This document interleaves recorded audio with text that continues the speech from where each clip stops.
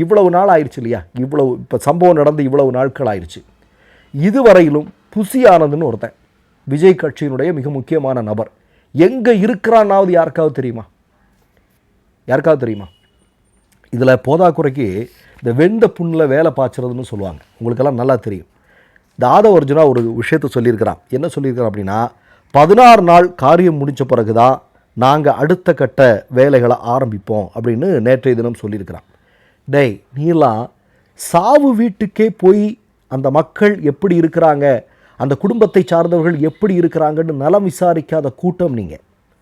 போதாக்குறைக்கு இன்னொன்று சொல்கிறேன், எந்த விஜயனுடைய வேன் இவ்வளவு பெரிய ஆபத்துக்கு காரணமாக இருந்ததோ அந்த வேனுக்கு அந்த பஸ்ஸுக்கு நீங்கள் 3வது நாளே ஆயுத பூஜை போட்டு அதை பொதுவான பப்ளிக் பிளாட்ஃபார்மில், சோஷியல் மீடியா பிளாட்ஃபார்மில் பரப்ப விட்டவனுங்க நீங்கள். இதெல்லாம் தமிழ்நாட்டு மக்கள் மறந்துடுவாங்களா? உச்சநீதிமன்றம் அதனால தான் தெளிவாக சொல்லுது. என்ன அப்படின்னா, காலவரையின்றி இந்த தீர்ப்பை, இதற்கான தீர்ப்பை நாங்கள் ஒத்தி வைக்கிறோம் அப்படின்னு ஒரேடியாக சொல்லிட்டாங்க.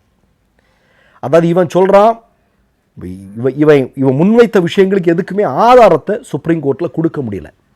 எந்த விஷயத்துக்குமே ஆதாரம் கொடுக்க முடியல. போலீஸ்காரன் தடுத்தான் அப்படின்னா கேள்வி இருக்குது. நீ தடுத்தான்னு சொன்னா நீ அதுக்கப்புறம் நீ என்ன பண்ண அப்படிங்கிற கேள்வி இருக்கா? அதுக்கு விஜய் கிட்ட பதில் இருக்கா?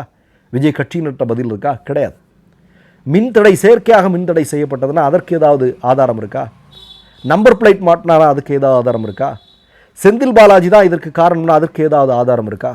அப்போ காலவிரையின்றி தீர்ப்பு தேதியை ஒத்தி வைத்திருக்கிறது என்றால் அந்த நேரத்தில் அருணா ஜெகதீசன் தலைமையிலான குழு ஒரு விசாரணையை மேற்கொண்டிருக்கிறார்கள். அதற்கு தடை விதித்திருக்கிறார்களா? இல்லை.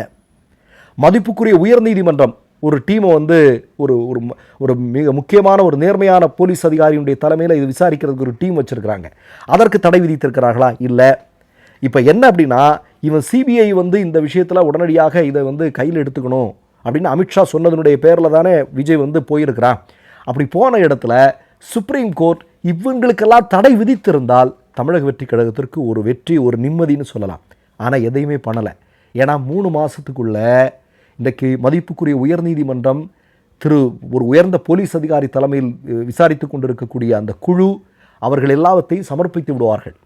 அதுக்குள்ளே இவங்க தீர்ப்பை சொல்லிடுவாங்களா? சொல்ல போகிறது இல்லைங்கிறது நமக்கு தெரியும். அப்போது எல்லாமே வெட்ட வெளிச்சத்திற்கு வரப்போகுது. இதுக்கிடையில் தான் இவனுங்கெல்லாம் என்ன பண்ணுறானுங்க, இந்த அணில் குஞ்சுகளெல்லாம் சேர்ந்து ஐயோ எங்களுக்கு நமக்கு மிகப்பெரிய வெற்றி, அதாவது திமுகவிற்கும் இந்த சம்பவத்தினுடைய உண்மைத்தன்மை வெளிவரணும்னு கடந்த காலங்களில் கடந்த ஒரு வாரமாக பேசி கொண்டிருக்கிறவங்கெல்லாம் மிஸ்ஸிங்னெல்லாம் சொல்லி ட்ரோல் போட்டுட்ருக்கிறானுங்க, ஏதோ போட்டுட்ருக்கிறானுங்க.